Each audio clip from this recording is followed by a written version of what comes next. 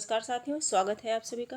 मित्रों, मैं पुनः उपस्थित हूँ आप सभी के समक्ष यूपी टीजीटी हिंदी विषय में संस्कृत साहित्य एंड व्याकरण से प्रश्न जो पूछे जाते हैं और 2013 में जो प्रश्न पूछे गए थे परीक्षा में, उन सभी प्रश्नों को लेकर के मैं आप सभी के समक्ष उपस्थित हूँ। और ये प्रश्न आने वाली परीक्षा की दृष्टि से मोस्ट इम्पॉर्टेंट है और इन प्रश्नों के माध्यम से हम यह देख पाएंगे, समझ पाएंगे कि जो है परीक्षा में किस तरह से प्रत्येक टॉपिक से कैसे किस तरह से प्रश्न जो है प्रतियोगी से किए जाते हैं, विद्यार्थियों से किए जाते हैं। तो हम सभी के लिए previous year question most important है, वेरी इम्पॉर्टेंट है और इन प्रश्नों के माध्यम से हम अपनी तैयारी को और बेहतर बनाने की कोशिश कर सकते हैं। तो आज की क्लास में मैं पुनः 2013 का लेके उपस्थित हूँ। यदि आप 2021 का चाहते हैं सॉल्व करना तो इसी चैनल पे आपको मिल जाएगी। 2021 का हम लोगों ने सॉल्व किया और 21 के बाद हम लोगों ने 2016 का किया। 16 के बाद 2013 में जो प्रश्न हुए थे उसे आज की क्लास में जो है हम सभी सॉल्व करने जा रहे हैं। तो इसी क्रम में हम देखेंगे जो हमारा पहला प्रश्न है, पंचवटी शब्द में कौन सा समास है। पंचवटी शब्द में कौन सा समास है। कर्मधारय द्विगु अव्ययीभाव तत्पुरुष।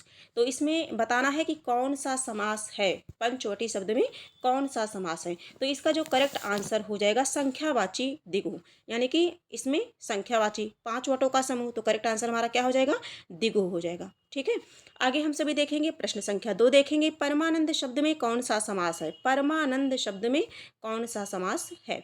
तो तत्पुरुष समास, द्वंद्व, कर्मधारय, अव्ययीभाव समास। परमानंद में कौन सा समास है ना। विशेषण विशेष से का संबंध है तो इसमें कर्मधारय समास हो जाएगा। करेक्ट आंसर क्या हो जाएगा, कर्मधारय। कर्मधारय किस ऑप्शन में है, सी वाला। तो करेक्ट आंसर हमारा सी होगा। आगे हम देखते हैं प्रश्न संख्या 2 देखते हैं। प्रश्न संख्या 3 देखेंगे। प्रत्येक का संधि विच्छेद होगा। देखिए कुछ शब्द ऐसे हैं जो बार बार पूछे जाते हैं परीक्षा में, है ना। उनमें से एक शब्द ये भी है कि प्रत्येक का संधि विच्छेद क्या होगा। प्रत्यय प्लस एक, प्रति प्लस एक, सी ऑप्शन है प्रति प्लस एक और डी ऑप्शन है प्रत्यय प्लस एक। तो इसमें जो करेक्ट आंसर है उसे हमें बताना है। तो प्रति प्लस एक हो जाएगा, प्रति प्लस एक, यानी कि प्रत्येक। करेक्ट आंसर हमारा बी हो जाएगा। अगले प्रश्न पर हम चलते हैं। प्रश्न संख्या 4 देखते हैं। निम्नलिखित में से किसके लिए प्रसिद्ध, निम्न में से कौन किसके लिए प्रसिद्ध नहीं है। उपमा कालिदासस्य, तो उपमा कालिदास के लिए। और करुणा के लिए भवभूति, अलंकार के लिए भामह, वक्रोक्त के लिए क्षेमेंद्र। कौन किसके लिए प्रसिद्ध नहीं है। प्रश्न संख्या 4, तो वक्रोक्त के लिए कुंतक है ना कि क्षेमेंद्र। तो करेक्ट आंसर हमारा क्या हो जाएगा, डी हो जाएगा। कौन किसके लिए प्रसिद्ध नहीं है, क्वेश्चन में हमारे नहीं पूछा गया है तो नहीं हमारा वक्रोक्ति है ना। वक्रोक्ति जो है क्षेमेंद्र, यही गलत है। ठीक है, करेक्ट आंसर हमारा डी हो जाएगा क्वेश्चन के अकॉर्डिंग। प्रश्न संख्या 5 देखेंगे। महाप्राण ध्वनियाँ व्यंजन वर्ग में किससे संबंधित है। महाप्राण ध्वनियाँ व्यंजन वर्ग में किससे संबंधित है। पहला दूसरा, दूसरा तीसरा, सी ऑप्शन है दूसरा चौथा, डी ऑप्शन है पहला चौथा। प्रश्न संख्या 5, तो महाप्राण ध्वनियाँ जो है इसका करेक्ट आंसर हो जाएगा दूसरा चौथा, दूसरा चौथा। और ये जो है आप वर्ड वाला जो है चैप्टर आप देख सकते हैं, है ना। और इनमें से कई तरह के प्रश्न बनते हैं, उसे आप पढ़ सकते हैं, रिवीजन कर सकते हैं।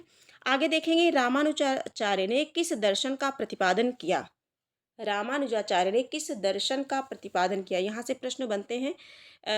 एक प्रश्न यहाँ से बिल्कुल मतलब फिक्स रहता है बनने को। अद्वैतवाद और शुद्धाद्वैतवाद, विशिष्टाद्वैतवाद, द्वैतवाद। तो जब रामानुजाचार्य की बात आती है तो वो विशिष्टाद्वैतवाद किस कौन सा है, विशिष्टाद्वैतवाद। यानी कि करेक्ट आंसर हमारा क्या हो जाएगा, सी हो जाएगा। रामानुजाचार्य ने किस दर्शन का प्रतिपादन किया, तो विशिष्टाद्वैतवाद का। करेक्ट आंसर हमारा सी होगा। प्रश्न संख्या 7 देखेंगे। वल्लभाचार्य द्वारा रचित ग्रंथ का नाम है सिद्धांत संग्रह, बी ऑप्शन है अध्यात्म रामायण, सी ऑप्शन है महाभाष्य, डी है अणुभाष्य। तो वल्लभाचार्य की बात हो रही, तो वल्लभाचार्य द्वारा रचित ग्रंथ का नाम क्या है, अणुभाष्य है। वल्लभाचार्य द्वारा रचित ग्रंथ का नाम क्या है, अणुभाष्य है। करेक्ट आंसर हमारा डी हो जाएगा। अगले प्रश्न पर चलते हैं। प्रश्न संख्या 8 है। जगन्नाथ में कौन संधि है। जगत प्लस नाथ, है ना, जगन्नाथ। तो वृद्धि संधि, बी है यण संधि, सी है स्वर संधि, डी है व्यंजन संधि। करेक्ट आंसर शायद आप सभी भी गेस कर पा रहे होंगे कि जगन्नाथ में कौन सी संधि है, तो व्यंजन संधि। करेक्ट आंसर हमारा क्या होगा, डी हो जाएगा, व्यंजन संधि। आगे बढ़ते हैं, प्रश्न संख्या 9, वीर रस का स्थायी भाव क्या है। रस से प्रश्न बना है, वीर रस का स्थायी भाव क्या है, तो वीर का क्या होगा, उत्साह होगा। करेक्ट आंसर हमारा क्या हो जाएगा, सी हो जाएगा। वीर रस का स्थायी भाव का क्या है, उत्साह है।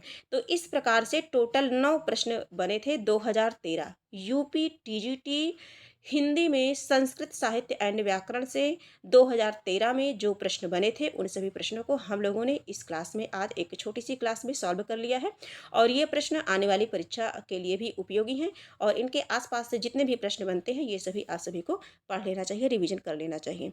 और आज की क्लास यहीं तक, फिर हम मिलेंगे जो है 2011 के प्रश्नों को लेकर के, और बीच बीच में हम सभी मॉडल पेपर प्रैक्टिस भी करते रहेंगे। जैसा कि मॉडल पेपर प्रैक्टिस 2 प्रैक्टिस हम लोगों ने लगाई है, तो बीच बीच में जैसे भी छुट्टी होती है, संडे पड़ता है, तो हम लोग जो है 125 प्रश्नों का देखेंगे।